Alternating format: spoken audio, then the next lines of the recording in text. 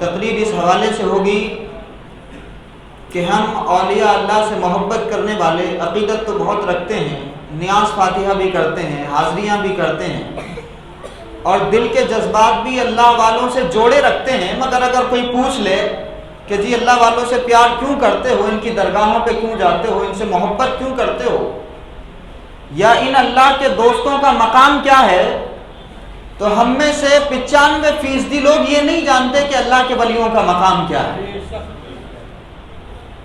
اللہ کے ولیوں کے حوالے سے ایک نیریٹو کریٹ کیا گیا، اور پھر درگاہوں پہ جانے والوں کے خلاف باضابطہ بحثیں چھڑی گئیں، اور جو لوگ درگاہوں سے وابستگی رکھتے ہیں، جو بزرگوں سے عقیدت رکھتے ہیں، محبت رکھتے ہیں، ان کو مشرکین کہا گیا کہ جی یہ درگاہوں پہ جو جانے والے ہوتے ہیں یہ غیر اللہ کو پکارتے ہیں، اور ایک تصور یہ دیا گیا کہ یہ جو اولیاء اللہ ہیں، یہ جو صوفیاء، یہ جو بزرگان دین ہیں، ان کے جو مزارات ہیں وہ معاذ اللہ شرک و بت پرستی کا اڈا ہے۔ اتنا بڑا الزام ہم پہ لگایا گیا، اور ہماری محرومی یہ ہے کہ ہم اس الزام کو قرآن مجید کی دلیلوں سے ثابت کر پائیں، یہ ہمارے لیے بڑا مشکل ہے۔ اب یہاں سے وہاں تک اگر میں ایک ایک مسلمان سے یہ بات پوچھوں کہ تم اللہ کے ولیوں سے محبت کرتے ہو، ان کے مزارات پہ جاتے ہو، تمہاری عقیدتیں وابستہ ہیں، تو اس پر کیا دلیل تمہارے پاس ہے، تو کسی ایک کے پاس بھی اس بات کا جواب نہیں ہوگا الا ماشاءاللہ۔ اچھا، جو لوگ دلیلیں دیتے بھی ہیں تو وہ دلیلیں اتنی کمزور ہوتی ہیں کہ جو درگاہوں پہ نہ جانے والے لوگ ہیں، یا درگاہوں پہ جانے سے روکنے والے لوگ ہیں، ان کی دلیلیں بعض دفعہ بھاری پڑ جاتی ہیں، اور ہماری طرف معلومات نہ ہونے کی وجہ سے ان کا کیس مضبوط ہوتا چلا جاتا ہے۔ ہمارے عمران بابا یہاں پہ موجود ہیں، یہ وکیل صاحب ہیں، اور جو بھی یہاں پہ وکیل موجود ہیں گے وہ جانتے ہوں گے کہ عدالت میں کیس سے زیادہ دلیلوں پہ فوکس کیا جاتا ہے۔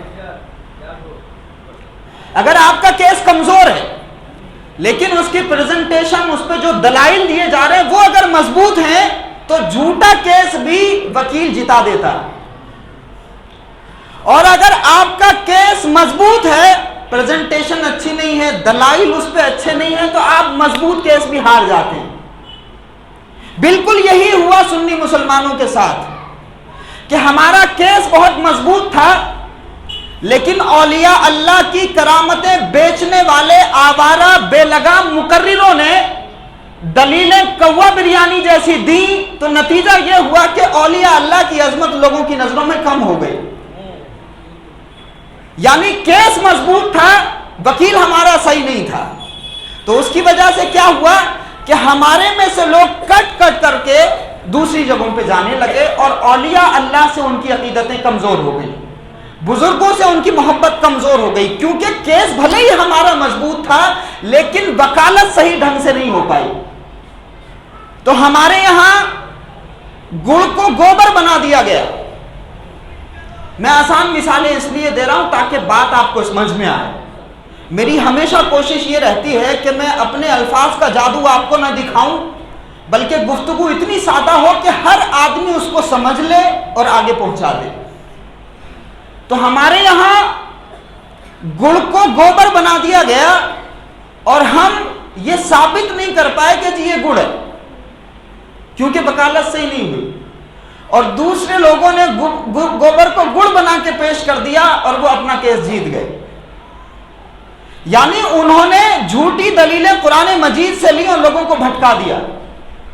اور ہمارے یہاں اہل سنت والجماعت میں بہت کم لوگ ایسے ہیں جو سچے دلائل دیتے ہیں، قرآن مجید سے دلائل دیتے ہیں کہ اولیاء اللہ کی عظمت کیا ہے، ان کا مقام کیا ہے۔ اس لیے جب بھی صوفیہ کی بات ہوتی ہے، اللہ والوں کی بات ہوتی ہے، جب بھی انا ساگر کی بات ہوتی ہے، جب بھی اونٹوں کی بات ہوتی ہے، جب بھی مردوں کو زندہ کرنے کی بات ہوتی ہے، تو لوگ کہتے ہیں کہ یہ کہانیاں، یہ واقعات انہوں نے گڑھ لیے ہیں، یعنی ان واقعات کی قرآن و مجید میں، حدیث میں کوئی اصل نہیں ہے۔ تو ہم پہ الزام لگانے والے یہ الزام لگاتے ہیں۔ تو ہمارا کیس مضبوط ہے لیکن وکالت کیا ہے؟ کمزور ہے۔ تو میں قرآن مجید سے ایسے واقعے کو آپ کے سامنے پیش کرنے جا رہا ہوں جو درگاہوں سے روکنے والے بھائیوں کو بھی ایک بہت بڑا سبق ہوگا، اور جنہوں نے اولیاء اللہ کے دامن سے وابستگی کمزور کر لی ان کے لیے بھی ایک بہت بڑا سبق ہوگا، اور جو اولیاء اللہ سے پیار کرتے ہیں مگر ان کے پاس میں عقیدت کی کوئی دلیل نہیں ہے، یہ واقعہ قرآن مجید کا ان کے لیے بھی ایک بہت بڑا ثبوت ہوگا۔ اور ساری بات میں قرآن مجید سے کرنے جا رہا ہوں، ساری بات دیکھیے۔ اللہ رب العزت نے قرآن مجید میں سورہ کہف نازل فرمائی، اور سورہ کہف میں اللہ رب العزت نے اپنے نیک بندوں کا ذکر کیا۔ واقعہ یہ ہے کہ کچھ لوگ تھے جو عیسائی مذہب پر تھے، حضرت عیسیٰ کے ماننے والے توحید پرست تھے، تو اس زمانے کا جو بادشاہ تھا اس بادشاہ نے ان تمام توحید پرستوں کو، حضرت عیسیٰ کے ماننے والوں کو ٹارچر کیا کہ آپ یہ مذہب چھوڑ دیں۔ تو حضرت عیسیٰ کے ماننے والوں نے قرآن مجید میں جو آیت نازل ہوئی وہ یہ ہوئی کہ وَرَبَطْنَا عَلَىٰ قُلُوبِهِمْ إِذْ قَامُوا فَقَالُوا رَبُّنَا وَرَبُّ السَّمَاوَاتِ وَالْأَرْضِ لَن نَّدْعُوَ مِن دُونِهِ إِلَٰهًا لَقَدْ قُلْنَا إِذًا شَطَطًا۔ اللہ رب العزت فرماتا ہے کہ انہوں نے ہمارے ساتھ رابطہ کر لیا تھا۔ کنہوں نے؟ حضرت عیسیٰ کے ماننے والوں نے۔ انہوں نے ہمارے ساتھ تعلق مضبوط کر لیا، اور انہوں نے ظالم بادشاہ کے سامنے یہ بات کہی کہ ہمارا رب تو اللہ ہے جو زمین و آسمان کا رب ہے، ہم اگر اس کے علاوہ کسی بھی معبود کو پکاریں تو یہ بہت بڑا ظلم ہوگا، اس لیے ہم تو اس اللہ کو مانتے ہیں۔ تو اب اللہ فرماتا ہے کہ جب انہوں نے ہمارے تعلق کا اعلان ساری دنیا کے سامنے کیا تو ہم نے ان کے دل کو اس بات پر مضبوط کر دیا۔ اچھا، یہ آیتیں اس وقت نازل ہوئی، سورہ کہف اس وقت نازل ہوئی جب مسلمانوں پر زیادتی اور ظلم بہت زیادہ کیا جا رہا تھا مکے میں، اور یہ سورت اس وجہ سے نازل ہوئی تاکہ مسلمان جو ظلم کا شکار ہو رہے ہیں وہ یہ جان لیں کہ اللہ کے ایک ہونے کی گواہی دینے کی وجہ سے ظلم صرف رسول اللہ کے غلاموں پہ نہیں ہو رہا ہے، بلکہ اس سے پہلے بھی جو امت، جو لوگ اللہ کی وحدانیت کا اقرار کرتے تھے اس سے پہلے ان پر بھی ظلم ہوا ہے، لیکن ان کا معاملہ یہ تھا کہ اللہ رب العزت سے جب ربط انہوں نے کر لیا اور بادشاہ نے ان پر ظلم کرنے کی کوشش کی تو اس ظلم کے باوجود بھی انہوں نے کہا کہ جی ہمارا رب تو اللہ ہے۔ تو یہ بات مسلمانوں کو اس لیے بیان کی گئی تاکہ مسلمان یہ جان لیں کہ ہم سے پہلے بھی لوگوں پر ظلم ہوا، اور یہ بات آج اڈے کی مسجد میں اس لیے بیان کر رہا ہوں کیونکہ ہمارے ملک میں بھی حالات کچھ ایسے ہی ہیں کہ مسلمان ہونے کی سزا دی جا رہی ہے، الگ الگ آفیسز میں الگ الگ جگہوں پر بھید بھاؤ آپ کے ساتھ کیا جا رہا ہے۔ تو آپ یہ بات جان لیں کہ آپ کے ساتھ جو آج بھید بھاؤ ہو رہا ہے اللہ کا کلمہ پڑھنے والوں کے ساتھ اس طرح کی نفرت اور اس طرح کی کدورت ہمیشہ کی جاتی رہی ہے، لیکن اللہ رب العزت اپنا فضل فرماتا ہے ان لوگوں پر جو اس کے راستے پر چلتے ہیں۔ تو اللہ نے فرمایا کہ ہم نے ان کے دلوں کو استقامت عطا فرما دی، مضبوطی عطا فرما دی تاکہ یہ ایمان پر قائم رہے۔ اب کیا ہوا کہ وہ اصحاب کہف جو تھے وہ اس وادی سے نکلے، بادشاہ کی وجہ سے اس وادی سے نکل گئے، اور اس وادی سے نکل کر کے ایک غار میں جا کر کے چھپ گئے۔ قرآن مجید میں اس کا ذکر ہے، میں اس کا نچوڑ آپ کو بیان کر رہا ہوں۔ وہ ایک وادی میں جا کر کے، ایک غار میں جا کر کے چھپ گئے، اور اس غار میں اصحاب کہف سو گئے۔ اب یہاں سے واقعہ شروع ہوتا ہے۔ جب اس وادی میں جا کر کے اصحاب کہف سوئے تو اس وادی کی جو لوکیشن تھی وہ کچھ ایسی تھی کہ جب سورج نکلتا تھا تب بھی دھوپ پڑتی تھی، اور جب سورج غروب ہوتا تھا تب بھی اس غار کے اندر دھوپ جاتی تھی۔ اب آپ دیکھیے گا کہ اللہ رب العزت اپنے کلمہ پڑھنے والوں پر کیسے فضل فرماتا ہے۔ یہ قرآن میں بیان کر رہا ہوں، اللہ کے ولی ہیں، یہ کوئی نبیوں کا واقعہ نہیں، ولیوں کا واقعہ اصحاب کہف کا، کہ جب یہ اولیاء اصحاب کہف اللہ کا کلمہ پڑھنے والے اس غار میں سوئے تو غار میں ان کے آنے سے پہلے جب سورج نکلتا تھا تو اس کی روشنی پڑتی تھی، اور جب غروب ہوتا تھا تب بھی روشنی پڑتی تھی، یعنی آدھے وقت اس غار میں سورج کی روشنی آتی تھی۔ اب قرآن مجید میں اللہ رب العزت نے فرمایا کہ جس دن سے اصحاب کہف میرا کلمہ پڑھنے والے سچے راستے کے مسافر جب اس غار میں آ کے سوئے ہیں تو اللہ رب العزت نے سورج کو حکم دیا सूरज को हुक्म दिया कि ए सूरज, इस गार में मेरे नेक बंदे सोए हुए हैं, अब तक भले ही तेरी तपिश जो है, सूरज की रोशनी भले ही इस गार में जाती थी, लेकिन आज से चूंकि यहां पर मेरे दोस्त सो गए हैं तो आज कुछ रद्दो बदल किया जा रहा है। कुरान मौजूद है कि असहाबे कहफ 300 साल तक उस गार में सोते रहे। अल्लाह रब्बुल इज्जत ने सूरज का रास्ता चेंज कर दिया, सूरज का रास्ता तब्दील कर दिया। और कुरान मजीद में सूरह यासीन में मौजूद है कि वश्शम्सु तजरी लिमुस्तक़र्रिन लहा ज़ालिका तक़दीरुल अज़ीज़िल अलीम, कि जो सूरज का रास्ता है, जो सूरज का ट्रैक है, जो सूरज का रूट है, वो अल्लाह रब्बुल इज्जत ने हमेशा के लिए लिख दिया है। यानी जिस रास्ते से सूरज निकलता है, गुरूब होता है, बस उसी रास्ते से निकलेगा। लेकिन इस कायनात में एक वाकया 300 साल तक ऐसा भी रहा, कुरान मजीद में मौजूद है कि असहाबे कहफ जब उस गार में जाके सोए तो अल्लाह रब्बुल इज्जत ने सूरज को हुक्म दिया कि जब तक मेरे दोस्त, मेरे औलिया इस गार में सो रहे हैं, तेरी तपिश, सूरज की तपिश और सूरज की धूप का जरा सा भी असर मेरे इन दोस्तों के ऊपर नहीं होना चाहिए। आप जरा सोचिए कि अल्लाह के वलियों का मकाम क्या है कि अल्लाह रब्बुल इज्जत ने उस सूरज को हुक्म दे दिया कि जब निकलो तो इस एहतियात से निकलो कि तुम्हारी धूप का असर इन पे ना हो जाए। ऐसा क्यों किया अल्लाह रब्बुल इज्जत ने? ऐसा इस वजह से किया कि जाहिर सी बात है अल्लाह ने उनको एक लंबी नींद अता फरमाई। 309 साल तक असहाबे कहफ सोते रहे। कितने? 309 साल तक। भाई कुरान मजीद है, अकल में आ रही है ये बात? कोई 309 साल तक सो सकता है? बड़े बड़े रिकॉर्ड बनाए हैं लोगों ने सोने के भी, लेकिन कोई 30 साल तक सोता है, कोई 40 साल तक सोता है। दुनिया में बड़े बड़े रिकॉर्ड है, लेकिन 309 साल तक सोने का रिकॉर्ड तो किसी ने नहीं बनाया ना।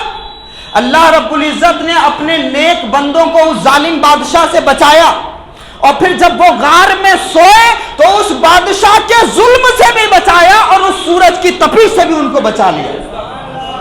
अब 309 साल तक असहाबे कहफ उस गार में सोते रहे, और सूरज जो है बच बच के निकलता रहा। जरा सी भी तपिश उस सूरज की उन असहाबे कहफ पर नहीं पड़ी। अगर सूरज की तपिश पड़ती तो जाहिर सी बात है कि उनके जिस्मों पर उसके असरात मुरतब होते। अब जरा सोचिए कि जो अल्लाह के वलियों के मुर्दा होने की माज़अल्लाह बातें करते हैं, वो बात सिर्फ अल्लाह के वलियों की नहीं करते। अरे जो अल्लाह बनी इसराइल के अंबिया की उम्मतों को 309 साल तक एक जगह पर सुलाकर के उनकी जिंदगियों को और उनके जिस्मों को महफूज रख सकता है, तो जो अंबिया के सरदार की उम्मत के वली होंगे, क्या वो अपनी कब्रों में जिंदा नहीं होंगे? तो 309 साल तक सोते रहे असहाबे कहफ, और सूरज की तपिश से भी वो महफूज रहे। अब मसला यह है कि जब वो 309 साल के बाद में उठे तो 309 साल तक उनको कौन सा रिस्क मिलता रहा जी? 309 साल तक उनका खाना पीना क्या था? 309 साल तक लोगों ने खाना नहीं खाया। तो पता यह चलेगा कि ये जो पूरा निजाम है हमारे जिस्म का, यह भी उस मालिक ने बनाया है, यह भी उस खुदा ने बनाया है। हम 3 वक्त खाना खाते हैं, नाश्ता, दोपहर का खाना, रात का खाना, और हमारे पेट की आग बुझ जाती है। मतलब यह कि उस मालिक ने हमारे जिस्म का निजाम बनाया, तो हमारी जरूरत गेहूं का खाना खाने से पूरी होती है। अल्लाह ने जब उन वलियों को नींद अता फरमाई तो अपनी रूहानी खजानों से उनको खाना अता फरमाया, और 300 साल तक वो जिंदा रहे। और जब वो उठे तो एक दूसरे से कहने लगे कि भाई कितना वक्त हम सोए हैं। तो एक दूसरे के चेहरे को देखा तो पता चला कि सारे के सारे जिस हालत में सोए थे उसी हालत में उठे, यानी उनके चेहरों का रंग नहीं बदला। 309 साल में जिस्म की क्या हालत हो सकती है? अरे 80 साल में लोग आज बूढ़े हो जाते हैं, चेहरे का रंग बदल जाता है, जुग्राफिया बदल जाता है, चेहरे पे झुर्रियां पड़ती हैं, लेकिन 309 साल तक अल्लाह के दोस्त एक गार में सोते रहे। अगर पूछो अकल से तो अकल कहेगी कि ये बात अकल में नहीं आती, लेकिन अगर इश्क की आंख खोल करके दिल से पूछो कि 309 साल तक अगर कोई सोता रहे तो क्या उसके जिस्म पर कोई असरात मुरतब नहीं हो सकते? तो इश्क कहेगा कि अगर अल्लाह चाह ले तो एक जर्रा बराबर भी उनके चेहरे पर कोई असर नहीं पड़ सकता। तो ये कुरान में मौजूद। और अब कमाल की बात यह है कि अल्लाह रब्बुल इज़्ज़त ने सूरज का रास्ता बदल दिया उन सूफिया के लिए, उन बुजुर्गान दीन के लिए। अब आप देखिए आगे कि जब अल्लाह रब्बुल इज़्ज़त ने इन औलिया को उस गार में भेजा, जब ये मर्जी मौला के तहत उस गार की तरफ गए तो इनके पीछे पीछे एक कुत्ता भी हो लिया। जी, हम निस्बत क्यों रखते हैं अल्लाह वालों से, हम सूफिया से अकीदत और मोहब्बत क्यों रखते हैं, ये वाक़या आपको बताएगा। और इसको ज़रा जहन में महफूज रखिएगा कि असहाबे कहफ का वो कुत्ता, जब ये लोग जा रहे थे तो एक कुत्ता पीछे पीछे हो लिया। और कुरान में ये मौजूद है कि जब वो कुत्ता पीछे पीछे हो लिया तो असहाबे कहफ ने उस कुत्ते को भगाने की कोशिश की, उस कुत्ते को भगाने की कोशिश की, लेकिन वो कुत्ता वहां से नहीं भागा, उनके साथ साथ हो लिया। बहुत उसको भगाने की कोशिश की तो कुत्ते ने अल्लाह की बारगाह में दुआ की। ये किताबों में लिखा है, बाज़ाब्ता तफासीर में इसको लिखा गया कि कुत्ते ने अल्लाह की बारगाह में दुआ की कि बारी ताला मुझे ज़बान अता फरमा दे ताकि मैं तेरे दोस्तों को अपने हालात से वाकिफ करा सकूं। और तमाम सूफिया उस वक्त मौजूद हैं। उस कुत्ते ने जब अल्लाह की बारगाह में दुआ की तो अल्लाह रब्बुल इज़्ज़त ने उस कुत्ते को ज़बान अता फरमाई। यानी ये वाकया मौजूद कुरान मजीद में कि वो कुत्ता अपने पैरों पे खड़ा हुआ और आगे के दोनों पैर उसने उठाया आसमान की तरफ, और फिर ये अल्लाह से दुआ की बारी ताला मुझे तू ज़बान अता फरमा दे ताकि मैं इनको अपने हालात से वाकिफ करा सकूं। अल्लाह रब्बुल इज़्ज़त ने उस कुत्ते को ज़बान अता फरमाई और उस कुत्ते ने इन सूफिया से, असहाबे कहफ से कहा कि अना उहिब्बु औलिया अल्लाहि वस्सालिहीन। असहाबे कहफ कुत्ते को इसलिए भगा रहे थे कि ये भौंकेगा तो इसकी वजह से हमारा राज बादशाह को पता चल जाएगा और हम मारे जाएंगे। लेकिन असहाबे कहफ के पीछे लगने वाले उस कुत्ते ने कहा कि जनाब मैं आपके ऊपर भौंकने वाला नहीं हूं, मैं औलिया अल्लाह से मोहब्बत करने वाला हूं। बात आपको समझ में आई कि जो औलिया अल्लाह के खिलाफ भौंकता है वो कौन होता है, और जो औलिया अल्लाह से मोहब्बत करता है वो कौन होता है। ये बात तो फाइनल हो गई ना। आपके दिमाग में ये बात आई कि उस कुत्ते को अल्लाह रब्बुल इज़्ज़त ने फिर ज़बान अता फरमाई तो उसने दुआ की और ये जुमला कहा साहब मैं आप पर भौंकने वाला नहीं हूं, मैं आपका राज फाश करने वाला नहीं हूं। इन्नी उहिब्बु औलिया अल्लाहि वस्सालिहीन, मैं तो अल्लाह के दोस्तों से मोहब्बत करने वाला हूं। तो असहाबे कहफ ने जब ये देखा कि अल्लाह ने इसको ज़बान अता फरमाई है तो उस कुत्ते को अपने साथ ले लिया।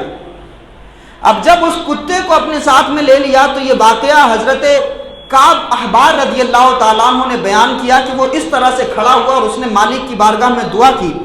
और फिर बात ये आई कि भाई वो कुत्ता जो है असहाबे कहफ के साथ हो लिया, और असहाबे कहफ के साथ होकर के जाहिर है वो तो वली नहीं था ना, वो तो वली नहीं था, वो एक कुत्ता था जिसको हम नजिस कहते हैं। लेकिन वो कुत्ता असहाबे कहफ के साथ हो लिया। तारीख बताती है कि ये असहाबे कहफ 309 साल तक सोते रहे, जिंदा रहे। जिस तरह से ये 309 साल तक सोते रहे और जिंदा रहे, उसी तरह से औलिया अल्लाह से निस्बत रखने वाला कुत्ता भी 309 साल तक जिंदा रहा। यानी सिर्फ औलिया अल्लाह जिंदा नहीं होते, अल्लाह रब्बुल इज़्ज़त इस वाक़ये से ये बताना चाह रहा है कि जो औलिया अल्लाह होते हैं, जो मेरे दोस्त होते हैं, वो भी जिंदा होते हैं, और जो मेरे दोस्तों से प्यार कर लेता है अगरचे वो कुत्ता ही क्यों हो, उसको भी मैं जिंदगी अता फरमा देता हूं। आप देखिए भाई, کتا چاہے جتنا مقام اس کا بلند ہو جائے، لیکن انسان اشرف ترین مخلوق ہے، اللہ رب العزت کی سب سے بہترین مخلوق ہے۔ اولیاء اللہ کا ساتھ لینے کی وجہ سے اگر ایک کتے کی تقدیر بدل سکتی ہے تو ایک انسان کی تقدیر کیوں نہیں بدل سکتی؟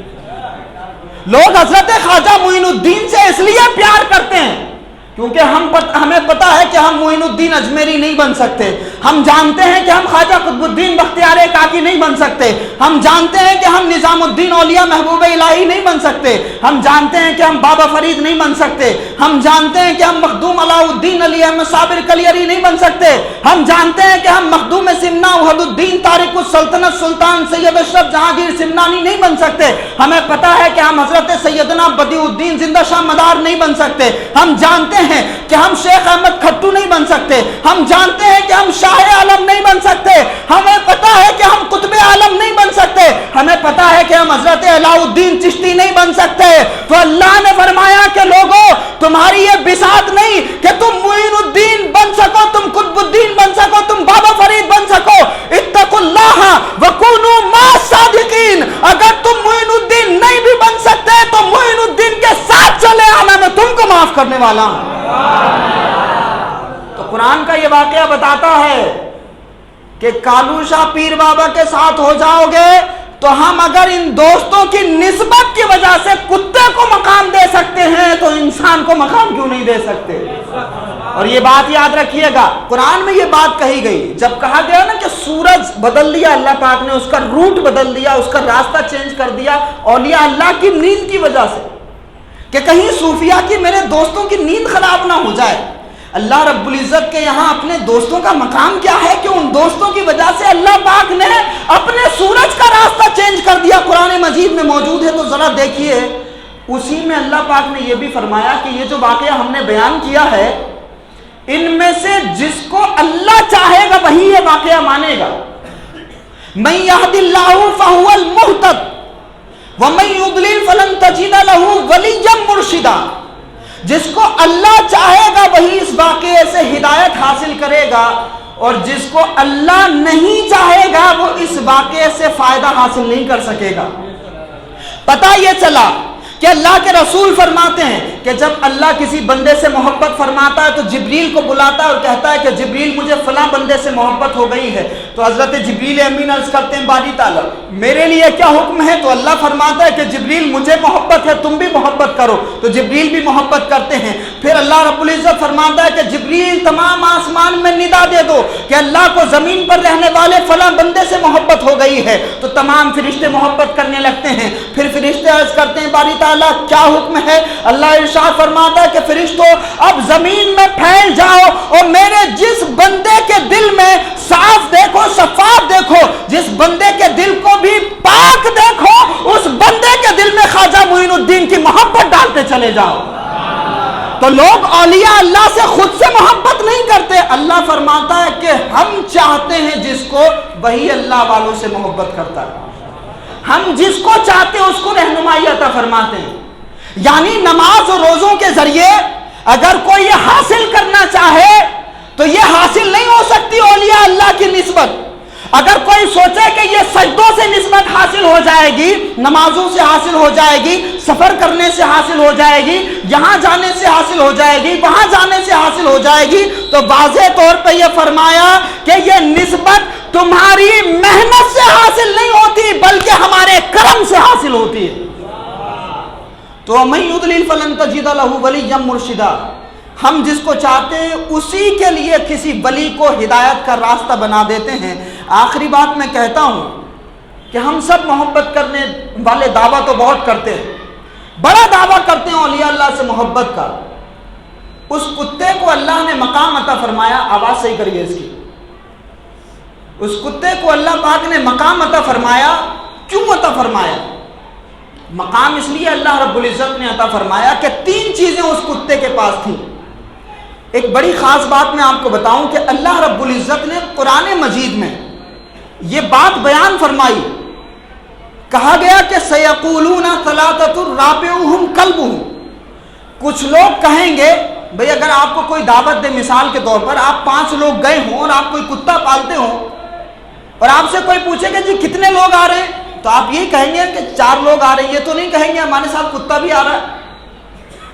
اگر کسی کی دعوت کی جائے تو انسان کتے کا تو ذکر نہیں کرتا نا، اپنے فیملی کے لوگوں کا تذکرہ کرتا ہے، کیونکہ دعوت کتوں کی نہیں انسان کی ہوتی ہے۔ تو انسان کتے کا تذکرہ کرنا ضروری نہیں سمجھتا، کیونکہ کتا ذکر کے لائق نہیں ہے۔ لیکن آپ دیکھو کہ اگر اسی کتے کو اللہ کے ولیوں سے نسبت ہو جائے تو انسان ذکر کرے نہ کرے، لیکن خالق اس کتے کا ذکر فرماتا ہے قرآن میں۔ اگر یہ بات قرآن میں نہ ہوتی تو لوگ اس کو لات مان کے ٹھکرا دیتے، لیکن اللہ نے اس نسبت کو قرآن مجید میں بیان فرمایا کہ کچھ لوگ کہیں گے کہ وہ لوگ 3 تھے، لیکن بات صرف 3 تک نہیں، اگر وہ 3 تھے تو چوتھا ان کا کتا تھا۔ کچھ لوگ کہیں گے کہ اصحاب کہف کی تعداد 5 تھی، تو سنو کہ وہ 5 ضرور تھے مگر چھٹا ان کا کتا تھا۔ کچھ لوگ کہیں گے کہ اصحاب کہف کی تعداد 6 تھی، مگر سنو کہ اصحاب کہف اگر 6 تھے تو 7واں ان کا کتا تھا۔ قرآن مجید میں بیان۔ میں بتانا یہ چاہتا ہوں کہ اگر اللہ والوں کے در سے، کہاں سے یہ کتا کہاں بیٹھا تھا؟ اس غار کے دروازے پہ بیٹھا تھا، اندر نہیں بیٹھا تھا۔ اس غار کے دروازے پر اگر کتا بیٹھ جائے تو اس کتے کا مقام اور فضیلت یہ ہو جائے کہ وہ کتا جنت میں بھی اصحاب کہف کا ساتھی ہوگا، اس کا نام قطمیر ہوگا۔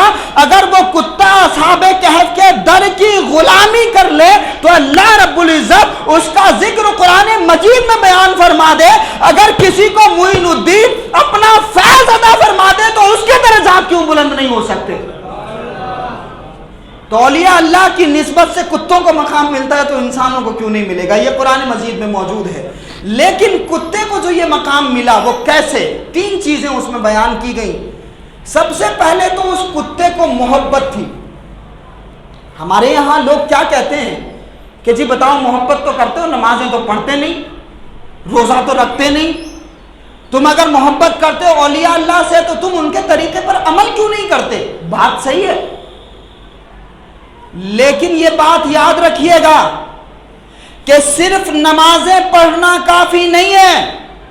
جو لوگ نمازیں پڑھتے تھے رسول اللہ کے پیچھے اور وہ خود کو یہ کہتے تھے کہ ہم ایمان لے آئے، اللہ نے فرمایا کہ محبوب ان سے کہیے کہ ابھی تم ایمان نہیں لائے، ابھی تم صرف اسلام میں داخل ہوئے ہو۔ ایمان تمہارے دلوں میں اس وقت داخل ہوگا جب تم اپنے والدین سے زیادہ، اپنی اولاد سے زیادہ، اپنی دنیا کی تمام دولتوں سے زیادہ رسول اللہ سے محبت کر لو گے، تب تمہارے ایمان داخل ہوگا۔ تو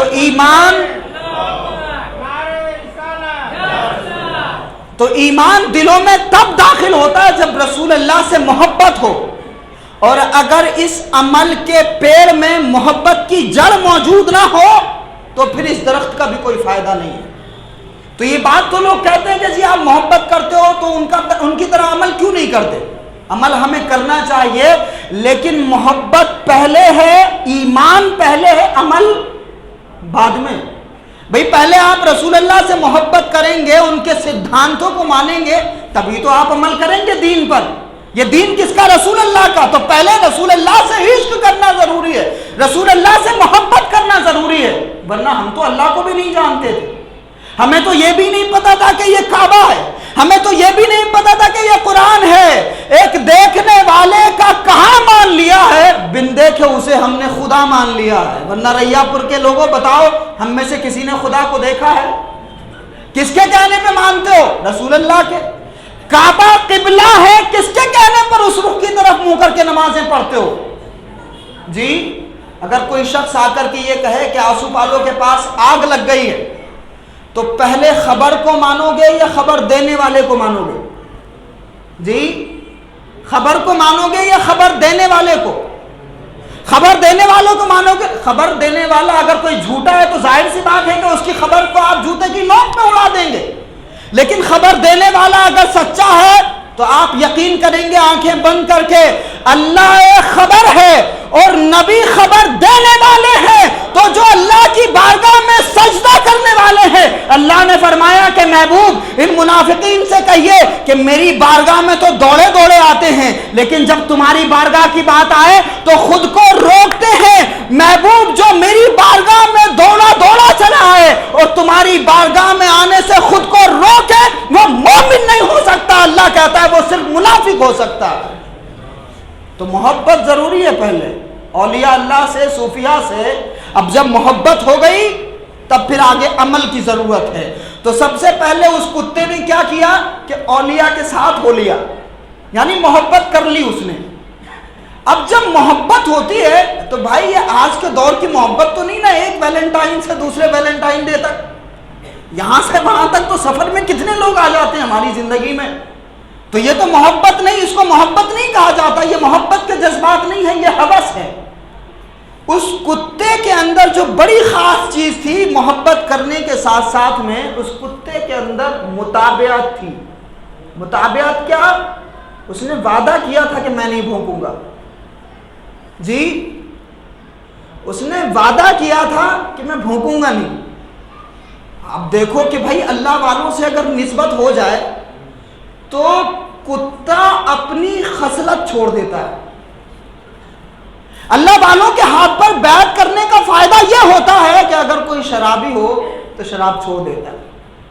اللہ والوں کے ہاتھ پر بیعت اس لیے کیا جاتا ہے کہ اگر کوئی بے نمازی ہو تو اپنی جبین کو سجدوں میں جھکانا شروع کر دیتا ہے، اور اگر کوئی پیر نمازوں کی تلقین نہ کرے تو وہ پیر نہیں، فراڈ ہو سکتا ہے۔ سمجھ رہے ہیں آپ؟ اس لیے بیعت کی جاتی ہے تاکہ ہم اپنی جبینوں کو سجدوں میں جھکانا شروع کریں۔ تو اس لیے مرشد رہنمائی کرتا۔ تو اس کتے کے اندر ایک بڑی خاص بات یہ تھی کہ اس نے وعدہ کیا کہ میں آپ لوگوں سے محبت کرتا ہوں اور میں بھونکوں گا نہیں۔ تو اس نے یہ وعدہ کیا تھا اولیاء اللہ سے، تو صوفیاء نے اس پہ کرم فرمایا، اصحاب کہف نے اس کو اپنے ساتھ لے لیا، تو متابعت ہو گئی۔ تو اگر ہم اولیاء اللہ سے محبت کرتے ہیں، کوئی وعدہ کرتے ہیں اور جا کر کے صوفیاء کے یہاں توبہ کرتے ہیں، تو ہمیں گناہوں کی طرف پلٹ کر کے نہیں دیکھنا چاہیے، ہمیں اللہ کے راستے کا مضبوط مسافر بن جانا چاہیے۔ ان بارگاہوں میں آ کر جہاں کاروبار کے لیے دعا کرتے ہیں، بیماروں سے شفا کے لیے دعا کرتے ہیں، اپنے گھر میں خیر و برکت کی دعائیں کرتے ہیں، تو وہیں دعائیں ہمیں یہ بھی کرنا چاہیے کہ مالک تو ہمیں نمازوں کی توفیق عطا فرما، ہمارے دل میں ایمان کا نور پیدا فرما دے، مالک نبی اور اعلی نبی سے محبتیں مضبوط فرما دے۔ یہ دعا بھی ہمیں اپنے مالک کی بارگاہ میں ان آستانوں پہ آ کے کرنا چاہیے، کیونکہ نسبت کا اللہ پاک بڑا خیال فرماتا، قرآن میں موجود ہے کہ جب کتے کی نسبت کا خیال رکھ لیا تو ایک انسان کی نسبت کا خیال کیوں نہیں رکھے گا۔ تو دوسری چیز کیا تھی؟ متابعت، کہ کتے نے بھونکا نہیں، وعدہ کر لیا تو اس وعدے کو نبھایا۔ تیسری بڑی خاص چیز جو ہماری زندگیوں میں بالکل ناپید ہے، بالکل ناپید، تیسری چیز ہے بھائی استقامت۔ استقامت کا مطلب کیا ہے کہ ہم صبح میں دعا کرتے ہیں اور شام تک انقلاب آنے کی امید رکھتے ہیں، ہم رات میں دعا کرتے ہیں اور صبح اٹھتے ہیں تو اس نیت اور اس ارادے کے ساتھ اٹھتے ہیں کہ سب کچھ بدل جائے، فوراً پریورتن آ جائے۔ ایک سفر یہاں سے اجمیر شریف تک کا کرتے ہیں اور پھر یہ تمنا کرتے ہیں کہ بس انقلاب آ جائے گا، تبدیلی آ جائے گی، 100 کے 1000 بن جائیں۔ یعنی ہمارے اندر صبر نہیں ہے، لیکن اس کتے نے سکھایا کہ اگر تم محبت کرتے ہو تو تقاضا یہ ہے کہ جس سے پیار کر رہے ہو اس کی اتباع بھی کرو، پیروی بھی کرو، اس کے راستے پر بھی چلو۔ اور تیسری چیز یہ ہے کہ جس سے محبت کرتے ہو وہ دے تب بھی راضی رہو، نہ دے تب بھی راضی رہو، بس انتظار کرتے رہو، بندہ بنے رہو، خدا بننے کی کوشش مت کرو۔ اس کتے نے یہ سکھایا کہ تمہیں بس دروازے پہ بیٹھے رہنا ہے، وہ مالک جب بھی چاہے گا عطاؤں کی بارشیں نازل فرما دے گا۔ حضرت موسیٰ علیہ السلام نے دعا کی تھی باری تعالیٰ فرعون پر عذاب نازل فرما دے، 40 سال تک عذاب نہیں آیا، 40 سال تک۔ حضرت موسیٰ علیہ السلام کی استقامت یہ رہی کہ ان 40 سالوں میں جناب موسیٰ نے ایک بھی مرتبہ مالک کی بارگاہ میں یہ نہیں کہا باری تعالیٰ تو نے مجھے رسوا کر دیا، ایک بھی مرتبہ جناب موسیٰ نے یہ نہیں کہا یا اللہ میرے صبر کا امتحان مت لے. ایک بھی مرتبہ حضرت موسیٰ علیہ السلام نے یہ نہیں کہا اپنے رب کی بارگاہ میں باری تعالیٰ بہت وقت ہو گیا، کب میرے حالات سدھریں گے، کب میری قوم کے حالات سدھریں گے. 40 سال تک جناب موسیٰ اپنی زبان بند رکھے رہے، کیونکہ وہ یہ جانتے تھے کہ میں نے اپنا کام کر دیا ہے، جب وہ بہتر سمجھے گا تو وہ اپنا کام کر دے گا. بس ان صوفیاء نے، بزرگوں نے یہی سکھایا کہ تم اپنا کام کرو، دعا کرو، جب وہ مناسب سمجھے گا تو تمہارے لیے عطاؤں کے بادل برسا دے گا. تو کتے کے اندر 3 چیزیں، محبت، متابعت یعنی پیروی، اور تیسری چیز اس محبت پر استقامت، کہ وہ 309 سال تک وہیں بیٹھا رہا. اب ایک آخری بات میں کہوں بھائی، وہ تو سوتے رہے، اصحاب کہف تو 309 سال تک سوتے رہے، تو ان کو تو اللہ رب العزت نے جو غذا عطا فرمائی وہی جانتا ہے. لیکن کتے کو کون سی خوراک ملی؟ کتے کو کون سی خوراک ملی؟ یہ بھی قرآن مجید میں موجود ہے. اچھا، اللہ پاک نے اس کتے کا اتنا خیال فرمایا کہ اللہ نے یہ بھی ذکر کر دیا وہ کتا کیسے بیٹھا تھا اصحاب کہف کے غار کے باہر. وہ کتا کیسے بیٹھا تھا؟ وَقَلْبُهُمْ بَاسِطٌ ذِرَاعَيْهِ بِالْوَسِيدِ. اللہ فرماتا ہے کہ وہ کتا اپنے دونوں پیروں کو آگے کر کے بیٹھا ہوا تھا. یعنی اللہ رب العزت کو اپنے دوستوں سے اتنا پیار ہے کہ جو کتا بیٹھا ہے اس کتے کا بھی ذکر فرما دیا، اور کس طرح بیٹھا ہے اس کائنات کی سب سے بڑی کتاب میں اس کتے کے بیٹھنے کا طریقہ بھی بتا دیا. تو دنیا محبت کو ضائع کر سکتی ہے، مگر اللہ رب العزت اپنے دوستوں سے محبت کے اجر کو ضائع نہیں کرتا. اس لیے جب بھی اجمیر شریف جاؤ، جب بھی کالو پیر بابا کے یہاں جاؤ، جب بھی شاہ عالم کے یہاں جاؤ، جب بھی قطب عالم کے یہاں جاؤ، تو اس بات کو یاد رکھنا کہ اللہ رب العزت ہمارے اعمال کو نہیں دیکھتا، وہ تو اپنے بندوں کی اس نسبت کو دیکھ کر کرم فرماتا. تو ہمیں یہ 3 چیزیں کرنی ہے، محبت کرنی ہے، پیروی کرنی ہے، اور ہمیں دعا کر کے اس مالک کی رحمتوں کا انتظار کرنا ہے. بس بیٹھے رہنا ہے. تو اس کو رزق کیا ملا؟ قرآن کہتا ہے کہ ہر 6 مہینے میں ہم اصحاب کہف کو ایک کروٹ دیتے تھے. ہر 6 مہینے میں وہ کروٹ لیتے تھے. ہر 6 مہینے میں ذات الیمین و ذات الشمال، ہر 6 مہینے میں وہ کروٹ لیتے تھے.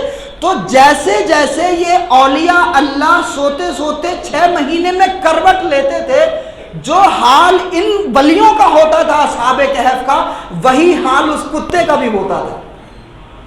سمجھ رہے ہیں آپ؟ اولیاء اللہ سے نسبت اگر ہو جائے تو وہ کتا ہی کیوں نہ ہو، ان اولیاء کے احوال اور ان کے حالات اور ان کے فیض کا اثر اس کتے پر بھی ہوتا ہے، تو ہم پر کیوں نہیں ہوگا؟ تو ہم اس لیے نسبت رکھتے ہیں. تو یہ 3 چیزیں ضرور یاد رکھیے گا. بہت شکریہ. وما علینا الا البلاغ. السلام علیکم ورحمۃ اللہ.